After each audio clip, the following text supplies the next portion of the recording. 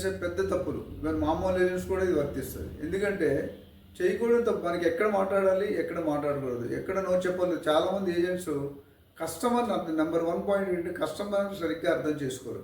కస్టమర్కి ఏం కావాలి, కస్టమర్కి ఏ రిక్వైర్మెంట్ ఉంది, మనం డీటెయిల్గా స్టడీ చేయాలి. వాళ్ళు అసలు మాట్లాడనియ్యం మనం. వాళ్ళు మాట్లాడకపోతే మనమే మాట్లాడితే 90% వాళ్ళ దగ్గర ఇన్ఫర్మేషన్ రాదు. ఎందుకంటే ఇన్ఫర్మేషన్ రాకపోతే మీరు క్లియర్గా చూపించలేరు. ఫస్ట్ మీరు ఏం చేయాలంటే ఇంట్రొడ్యూస్ చేశాక కస్టమర్కి ఛాన్స్ ఇవ్వండి మాట్లాడడానికి. కస్టమర్ని 80% మాట్లాడితే మనం 20% మాట్లాడాలి మ్యాక్సిమం. సో దీంట్లో ఏమవుతుందంటే కస్టమర్కి ఏం కావాలి, బడ్జెట్ ఎంత, రిక్వైర్మెంట్ ఎంత, ఫ్లాటా, ప్లాటా, హౌసా, జోగ్రఫికల్ ఏరియా, లొకేషన్, బిల్డర్, ఇవన్నీ కూడా మనం అర్థం చేసుకోవాలి. అది ఫస్ట్ స్టెప్. సో అది అర్థం చేసుకుంటే మీ డీల్స్ కంపల్సరీ అవుతుంది, కన్వర్షన్ రేషియో బాగుంటుంది. రెండో పాయింట్ ఏంటంటే అన్నిటికీ ఎస్ చెప్తారు. రియల్ ఎస్టేట్కి ఎప్పుడు కూడా ఎక్కడ నో చెప్పాలి, ఎక్కడ స్టాప్ చెప్పాలి అనేది ఇంపార్టెంట్. మీరు లక్కీ భాస్కర్ సినిమా చూసుకుంటే రీసెంట్గా వచ్చింది, బ్లాక్ బస్టర్ అయింది. అది ఏంటంటే తప్పులు చేస్తాడు కానీ వాళ్ళ ఫాదర్ అడ్వైజ్ తప్పులు ఎక్కడ ఆపాలో ఆపేస్తాడు, అందుకే జైలుకి వెళ్ళాడు. తప్పులు ఆపకపోతే జైలుకి వెళ్ళేవాడు. అదేవిధంగా రియల్ ఎస్టేట్ కూడా మనం ఎక్కడ నో చెప్పాలి, అన్నీ ఎస్ అని చెప్పకూడదు. మనం ఏది చేయగలం ఏది చేయలేమని మనకు క్లారిటీ ఉండాలి. ఆ క్లారిటీ ఉన్నప్పుడు కంపల్సరీ మీరు సక్సెస్ అవుతారు. అట్లనే కస్టమర్ని ఎలాగ ఎంగేజ్ చేయాలి, అది ఇంపార్టెంట్. కస్టమర్ని ఎలాగ ఎంగేజ్ చేయాలో తెలియకపోతే మనకి ఇబ్బంది పడతాం. అట్లనే కస్టమర్ని ర్యాపో ఎలా బిల్డ్ చేయాలి, కస్టమర్ని కలిసే ముందు ఒక ఏజెంట్గా మనం ఏం పనులు చేయాలి, ఏజెంట్ కస్టమర్ గురించి ఏం చర్చించాలి, ఏ రీసెర్చ్ చేయాలి, ఎలా తెలుసుకోవాలి, ఆ కంపెనీయా, ఎండీనా, డైరెక్టరా, మేనేజరా, అసలు ఆయన రిక్వైర్మెంట్ జెన్యూనా. First qualifying buyer is very very important. Qualifying builder కూడా important, qualifying buyer, especially qualifying buyer. ఎందుకంటే బయ్యర్ ఒకసారి వచ్చి రిటైర్డ్ పీపుల్ వస్తారు, లేకపోతే చిన్నపిల్లలు వస్తారు, వాళ్ళకి అవగాహన ఉండదు. రిటైర్డ్ పీపుల్ టైం ఉండకుండా ఎక్కువ టైం స్పెండ్ చేస్తారు. They last so many questions. Actually నా ఎక్స్పీరియన్స్లో నేను చూసింది ఏంటంటే ఎక్కువ క్వశ్చన్లు అడిగేవాడు కొనడు. క్వశ్చన్లు అడగాలి తప్పులేదు, బట్ రిలవెంట్ క్వశ్చన్లు. కొంతమంది అన్ని మొత్తం టోటల్ ఇన్ఫర్మేషన్ గ్యాదర్ చేయడం. ఎందుకంటే ఆయన ప్రాపర్టీ మన ప్రాపర్టీ పక్కన ఉండొచ్చు, ఎదురుగా ఉండొచ్చు, లేకపోతే దగ్గరలో ఉండొచ్చు. ఆ ప్రాపర్టీ వాల్యూ తెలుసుకోవడానికి మన దగ్గరకు వచ్చి టైం స్పెండ్ చేస్తారు. సో అలాంటి వాళ్ళు మీరు pick and choose. You should be able to identify first 5-10 minutes టాక్లో జెన్యున్ బయ్యారా కాదా. అలాంటి క్వశ్చన్లు ఎన్ని అడగాలి మా ట్రైనింగ్ ప్రోగ్రామ్లో, రియల్టర్ ఆప్షన్లో ట్రైనింగ్ ప్రోగ్రామ్ ఉంటుంది. ఏవో క్వశ్చన్లు అడిగితే మీరు ఏం ఎలా క్వాలిఫై చేస్తారు, అటు బయ్యర్ కానీ సెల్లర్ కానీ డిఫరెంట్గా మనకు తెలియాలి. There are 10 questions to qualify good buyer. బయ్యర్లో సీరియస్ బయ్యర్ ఉంటాడు, ఇంటెలిజెంట్ బయ్యర్ ఉంటాడు, నార్మల్ బయ్యర్ ఉంటాడు. సో మీరు ఆ పార్ట్ కూడా సెగ్మెంట్ చేసుకోవాలి. ఇంకోటి ఏంటంటే వాళ్ళు ఒక దగ్గర అయితే మనం ఒక దగ్గర సజెస్ట్ చేస్తాం, అది చాలాసార్లు ఫెయిల్ అవుతుంది. వాళ్ళకి రిక్వైర్మెంట్ సూట్ అయితేనే మనం సజెస్ట్ చేయాలి. మన దగ్గర ఉంది ఏదైనా అమ్మితే కాదండి. కస్టమర్కి కరెక్ట్గా ఏం ఫిట్ అవుతుంది, ఒక 10-20% వేరియేషన్లో. ఇంకొక మెయిన్ పాయింట్ ఏం చేస్తారంటే కస్టమర్ బడ్జెట్ 1 crore అయితే మనం 2-3 crores బడ్జెట్లో ప్రాపర్టీ చూస్తాం, వాళ్ళు నచ్చుతుంది కానీ డీల్ అవ్వదు. ఎందుకంటే వాళ్ళ దగ్గర అంత బడ్జెట్ బయింగ్ కెపాసిటీ ఉంటుంది. ఏదైనా బయ్యర్ ఒక పర్టికులర్ బడ్జెట్తో వస్తే ఒక 15-20% పుల్ అవుట్ చేస్తారు అప్కి. అంటే పైకి వెళ్ళాలంటే పరిస్థితి బాగుంటాయి, లేకపోతే వెళ్ళడు.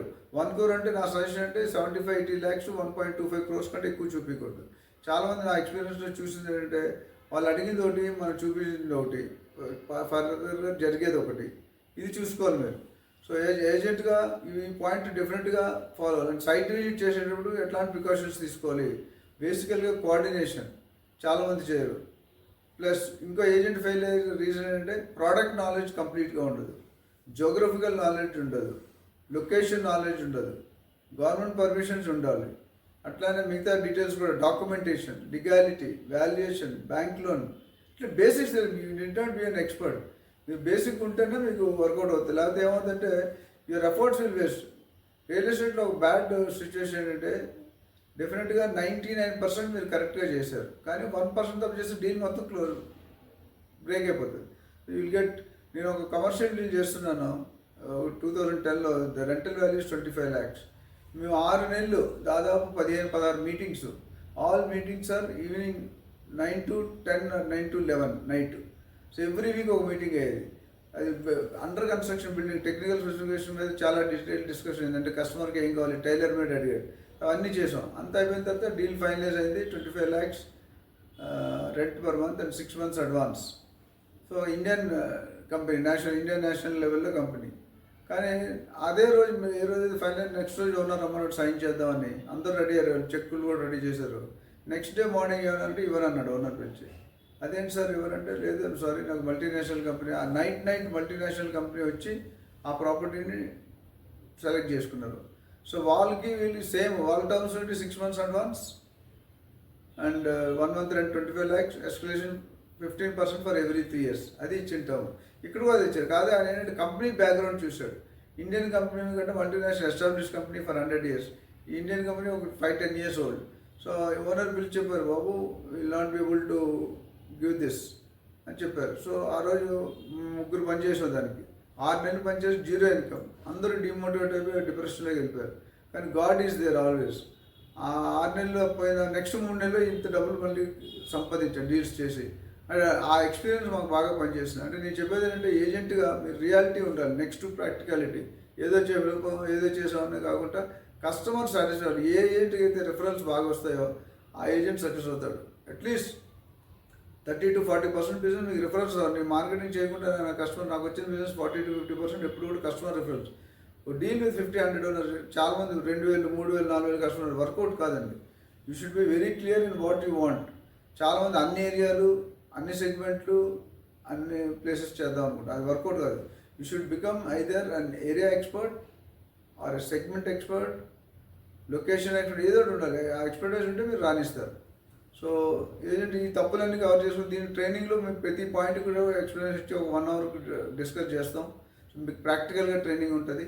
దీని మీద మీకు ఏ ఏజెంట్గా ఇంకా డౌట్స్ ఉంటే ఎలా గ్రో అవ్వాలి, ఎలా డీల్ చేయాలి. కన్సిస్టెంట్గా చేయడం రాదు చాలామంది ఏజెంట్స్. కన్సిస్టెంట్గా చేస్తేనే మీరు పైకి వస్తారు. కన్సిస్టెంట్ అంటే ఎవ్రీ మంత్ ఆఫ్టర్ మంత్ మీకు ఇన్కమ్ రావాలి. అది ఎప్పుడు వస్తుంది? When you have full customer base ఉండాలి.